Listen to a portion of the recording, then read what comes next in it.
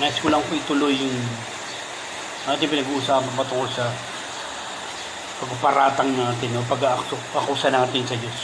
Dahil sa mga nangyayari sa atin, buhay. Inisip natin na parusa ng Diyos. Pinaparusahan na tayo ng Diyos kaya tayo naghihirap, nagkasakit.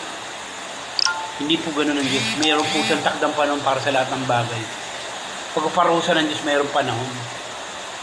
Hindi yung karakarakan ngayon, katulad ng sinasabi mo mga matatanda, ang sili. Pag kinain mo, hindi karakarakan ng anghang, saka lang yung pagkatumatagal. Kaya tayo nakakaranas ng mga kahirapan, mga karamdaman, dahil sa mga kagagawan natin sa ating katawan. Ikaw ba naman paano hindi ka magkakasakit? Sa baga, lakas mo manigarilyo. Tapos sasabihin mo sa Diyos na pinaparusahan ng Diyos dahil sa mga ginagawa. Hindi ganun ang Diyos. Ikaw may kanalaman yan. Huwag mo